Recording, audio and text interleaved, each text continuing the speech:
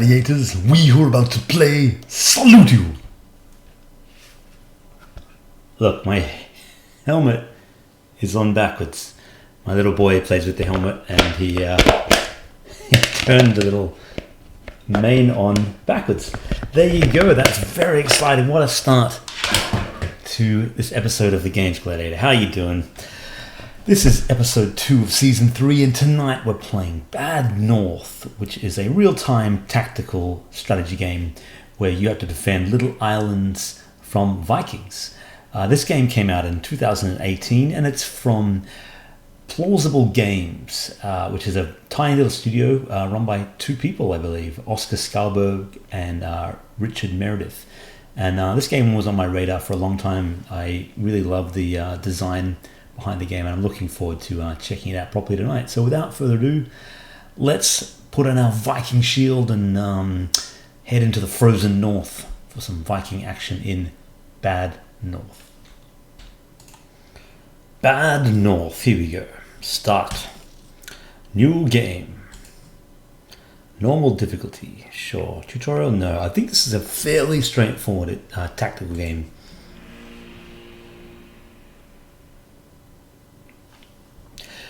Every island is procedurally generated in this game, and that's what actually appealed to me in the first place. Move your camera around like this, zoom in and zoom out, click on your squad, move them around. Pretty straightforward.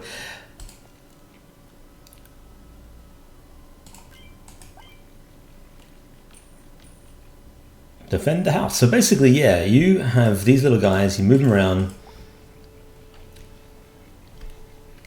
and you have to defend them from Vikings who come in through the fog. And then it does this kind of slow pause. So when you pause to decide tactically, they're actually still coming closer, which is a really cool little effect, I think. So as soon as they jump off, we'll hit them hard. I did check this game out for a few minutes the other day, so this is not my very first time playing it, but tonight will be our first time playing it properly. Another guy's up there.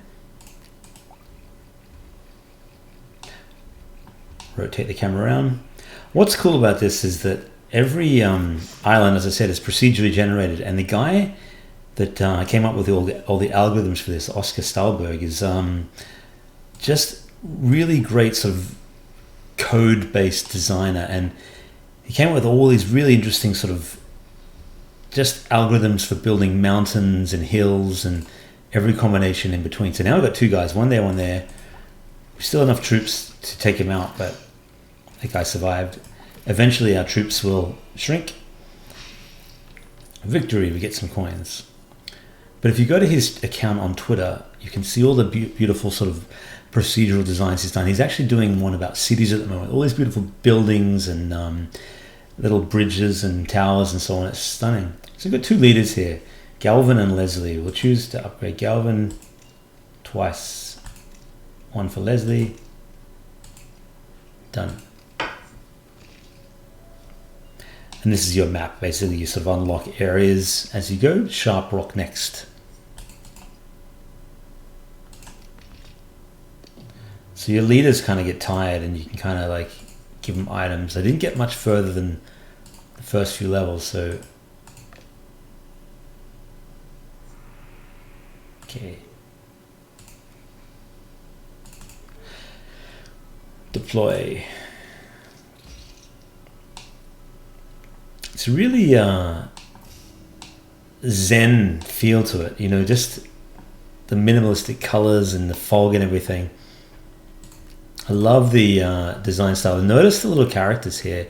They look the same wherever they're rotated. So if I rotate it to there, they're actually still 2D sprites, and they move their weapons left and right. I think that's a nice little touch. Obviously the backgrounds are 3D models, but the characters are just little 2D sprites. But it doesn't really look like that, because no matter which way you rotate, they're always facing the camera. They did that effect in Doom many years ago, and Wolfenstein before that, but it works really well in this. in a way that, it doesn't really need the 3D models. So these 3 guys are getting off. If our armies ever get low on numbers, we can send them up to the houses to heal, but that sort of takes them out for a while. And I believe, I've never gotten this far before, but I believe you can actually upgrade your troops and give them better stats and things like that. And of course, the enemies get tougher as well. Final wave incoming. It's a super simple game mechanically. Just point on an area, move there, attack. And that's the genius in the game isn't that simplicity, because no doubt positioning becomes very important later, and knowing which troops to use, when to use them, when to retreat is all important. I've no doubt this game gets quite hectic, but it has such a leisurely, peaceful beginning, which is funny to say for a tactical war game, that, upgrade available, cool.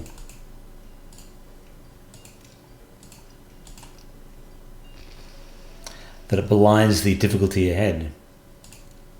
So we can upgrade archers, infantry, pikes. Let's get some archers going. Sweet, so that's be 12 coins for the next upgrade. Okay, so you can then, you can write. Veteran archers can better accuracy, volley, bombard a location with a hail of arrows. Cool, can we afford that? Not yet. Leslie, what can you upgrade? Nothing yet, because I haven't given you enough coins.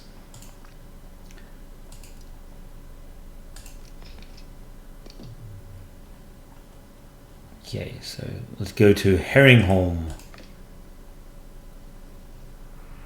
Let's deploy Galvin and try out these archers.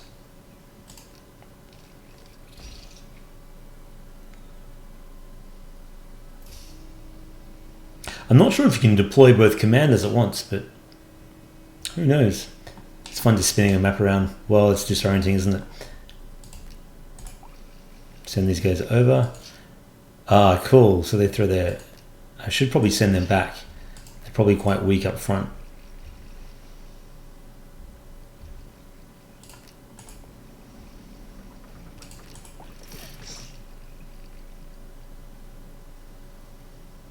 So you know what? These guys can go up there. Let's actually be tactical about this. When I play the games, Gladiator games, I'm very rarely do I make the right decision, because I'm so busy talking that I often sort of play on autopilot, It's a real skill, for all those people that say, YouTubers and Twitchers don't earn their money.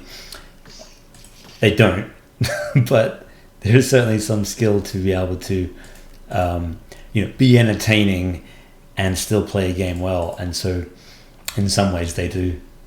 I mean, not the same way the coal miner earns his money, or a policeman or a nurse or something, Final wave.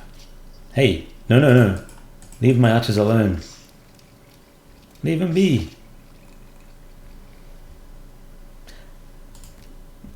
I'll send them into the house just to show you what happens. Oh, I thought I could. Maybe not. I thought you could send them. I think you can. I just can't remember how. Maybe it's only if they're badly injured.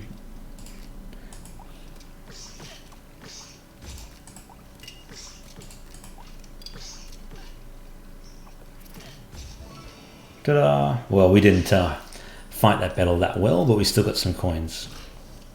So that you get more coins depending on how many people stayed alive. That makes sense. Some coins to Leslie, get him upgrades, and some more to Galvin. Let's get him pikeman. I like this game. It's super simple, but it's it's beautifully designed. It's elegant. It's an elegant game. It's available on lots of platforms too. You can get it on PC, Steam Store, Twitch, all that kind of stuff. You can get it on Android, iOS, PlayStation, Switch, you name it. Be a good Switch game. I say that a lot, but I have a Switch and I don't play it as much as I should, but when I'm not at the PC and I want to play a game, that is often my go-to console, because my wife is often using the TV and the PlayStation. I mean, not using the PlayStation, but the TV has the PlayStation with it. Anyway, that is beside the point. Let's deploy our heroes. Let's get Leslie going. And these pikemen. The wind is blowing now. You can see these cool effects with the little shrubs blowing in the wind, and the dreaded sound of the Viking horns as they approach our island. Let's get the pikemen up front. Don't know what they're actually good for. This game fascinates me because I watched the development from the very beginning. He took a long time to make this game. I saw it in development for years, and often I see developers on Twitter. This is mainly the place that I see game dev, and it's kind of amazing to me how long some games take. This is a simple looking game, but no doubt he's put so much thought into every aspect of it. That's why it took so long. My Sword and Sandals games, relative to most game developers, I kind of smash them out. I'll often do at least one a year, sometimes two, and that is just my nature. I don't sweat the small stuff, if you know what I mean. Like, my games admittedly have some bugs in them, but I try to make them, good enough. Because if you spend your whole life trying to make the perfect game, you burn yourself out, And game dev is a risky business. You can't afford to spend years on one game, especially as a solo developer. My kind of philosophy is to get as many games out as I can. Not all of them are going to be hits. Some people will like them, some people won't. The other, school of thought is spend years. If you love the idea, if you're really confident about it, well, we're getting worked here. Can we heal these guys? I thought we could heal them. It might only be in the areas where there's a flag. Well, we might actually lose this battle.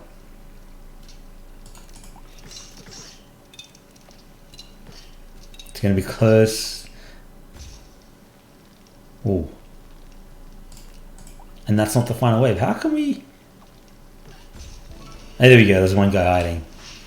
That was pretty close. Yeah. So that's my philosophy on taking your time to make a game, or, making them quicker. I mean, my games still take a long time to make. No mistake there. Relative to making a game in a week. But a lot of devs take many, many years, and, more power to them. If their game succeeds, they often succeed many times over. My games are financially successful to a point, and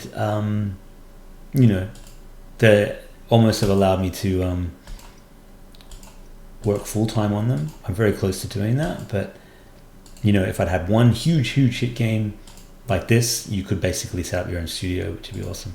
We don't have enough for either of those things. Bombs? Yeah, let's get a bomb. Okay, let's go up to I. So you might notice I used to have a desk behind there in my previous videos. My wife is actually using that desk at the moment because we're both working from home in this crazy pandemic. I miss the desk because it kind of looks cool. It's sort of a worldy thing. It's got like a nice globe and everything's on it. But for now, just the keyboard. But I did get a new chair. This chair is really comfortable. I'd been slaving away on, not slaving away, it sounds ridiculous, in a little office chair, and because I sit down for so long, it's worth spending a bit of extra money on a decent chair. And I really recommend this one. It's called the Secret Lab Omega, and it's kind of a bit of a gamer's chair, but I got the a little bit more understated one in black rather than the super colorful. And there's Game of Thrones themed chairs and so on for it. They're super comfortable, a good back support. I'm not getting paid to say this. I wish I was, but they're good. Anyway, I've been rambling. Let's keep playing. How are you guys going? I realized that a lot of people that sub to my Whiskey Barrel Studios channel sub to it to hear about Swords and Sandals news, and I know that. And the game's Gladiator is not a popular channel or popular playlist. That's for sure. Relative to the other videos, this thing gets 20%, 10%. If I make a regular video, I might get 1,000 views. These ones get about 100. But, you know, I do so much sword and sandal stuff in the day when I work that you kind of get a bit burnt out on it. And sometimes I just don't have enough material to talk about swords and sandals. I did a whole bunch of Games Gladiator videos on swords and sandals in the beginning. I've talked about all the trivia I know about all the old games.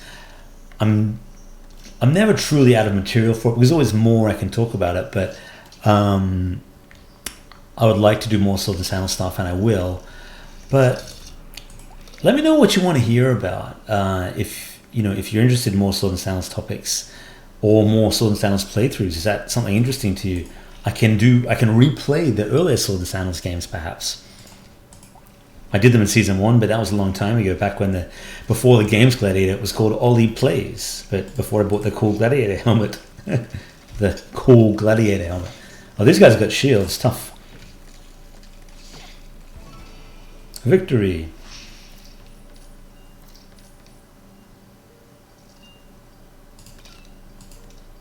I just realized, I think you get more coins depending on how untouched your buildings are. My bad, I thought it was depending on how many troops you still had alive, but it's got anything you can upgrade? Upgrade bombs, volley. Yeah, get that. Lovely interface, just beautiful. I can't state that enough. The way everything moves in and the design is just really pretty. Let's go to Guer, the home of Toland. Deploy Galvin, our local commander.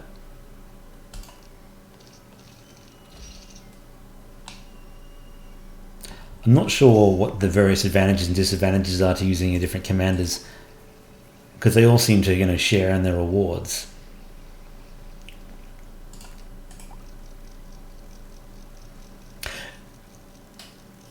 It's an entertaining game. To be honest, I don't know how much more there is to it than this. And I don't know if that's not necessarily a bad thing, because it is so, it's a casual game. It really feels like a casual game. I'm sure it gets quite tactical in the harder levels, but gameplay-wise, what you see here is no doubt kind of what you're getting. Replenish. Oh, okay, you can replenish your troops. That's the button. That's what I'd forgotten about. So when these guys die, if they die, hey, get away from there. Ah, you jerks. We'll try and replenish them. So we just about to lose our last pikeman. Oh, they're burning down the fort. Oh, we lost the building. Okay, now it's getting serious. So let's use a bomb.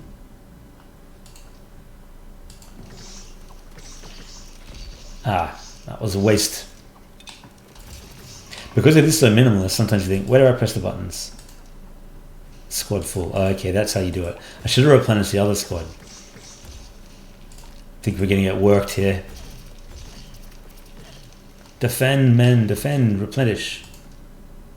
Oh, and a house. Okay. Oh, you gotta be standing next to a house to do it? After me saying this is such a zen chill game, all of a sudden it's gotten pretty hectic.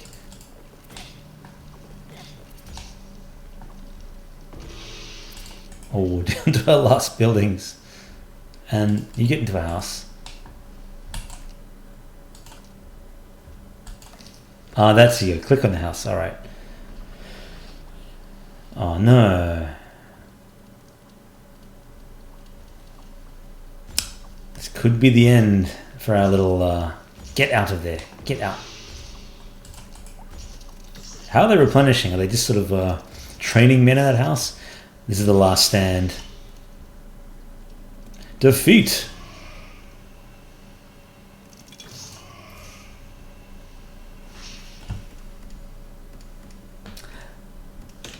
Defeat.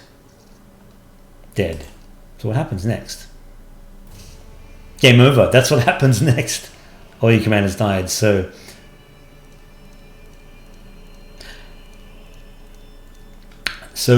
we've got about 11% of the way through the game. So it's not a huge game, but no doubt it gets quite difficult, and you probably need to be a lot more strategic than I was. There you have it. Bad North. What'd you think? It's a fun game. I don't know if it's sort of a game I pay a lot of money for, but it's certainly a game that if I saw, I picked it up cheap, and I think if you see it cheap, it's worth getting on sale, because it's a nice diversion from the full-on games that you so usually play, like Doom Eternals that I played last week. This is a much nicer change of pace, closer to style to Animal Crossing than something else like that. Anyway, my friends, I hope you're keeping well. As I said, let me know in the comments what you'd like to see from Whiskey Barrel Studios videos. Not just Games Gladiator, but if you want me to be focusing more on that kind of stuff and less on, these kind of little indulgences, let me know. I am working very hard on Sword and Sandals Crusader when I can. I am kind of limited in time at the moment. That's why the channel suffers a bit, but we'll get there. This is a challenging time for us all. Thanks for joining me tonight, and I hope you have a wonderful week. Until next time, my friends, bye for now.